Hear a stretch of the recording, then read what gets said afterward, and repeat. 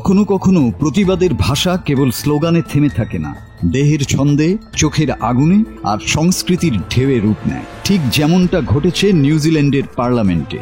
রাজনীতি ও মাউরি সংস্কৃতি এক অদ্ভুত মুহূর্তে মুখোমুখি হয়েছিল সেখানে, আর মঞ্চে উঠে এসেছিল এক ঐতিহাসিক নাচ, হাকা, নিউজিল্যান্ডের আদিবাসী মাউরি জনগোষ্ঠীর একটি ঐতিহ্যবাহী যুদ্ধ নৃত্য।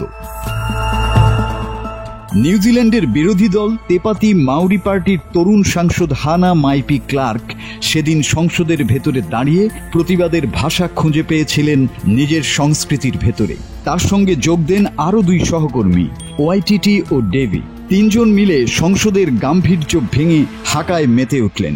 গলায় গর্জন, চোখে ক্রোধ, শরীরে ছন্দের কম্পন, যেন মাউরি জাতির ইতিহাস, ক্ষোভ আর মর্যাদার একসঙ্গে জেগে ওঠার মুহূর্ত।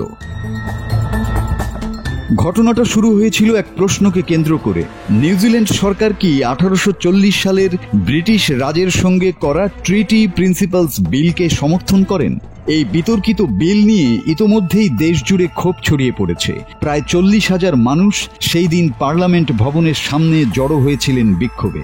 3 সাংসদ মুখে কোনো উত্তর দেননি, বরং তাদের উত্তর ছিল এক তীব্র নৃত্য, সংস্কৃতির ভাষায় উচ্চারিত প্রতিবাদ।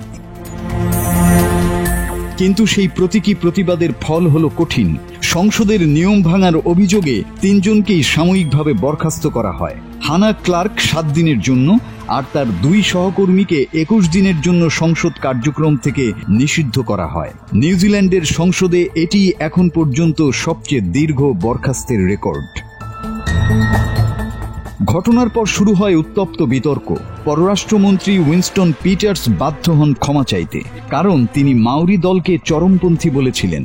হানা ক্লার্ক পাল্টা প্রশ্ন তোলেন, আমাদের কণ্ঠ কি এতই উচ্চ যা সংসদ সহ্য করতে পারে না? তার কণ্ঠে ছিল এক আদিবাসী গোষ্ঠীর দীর্ঘদিনের ক্ষোভ, অপমান ও অস্তিত্বের আর্তনাদ।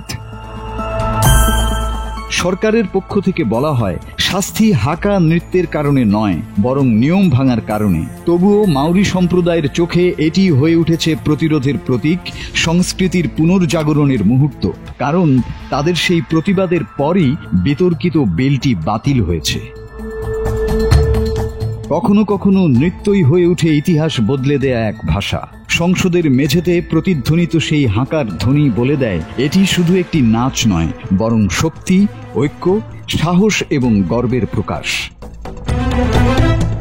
মাসুদ হাসান, বাংলা টিভি।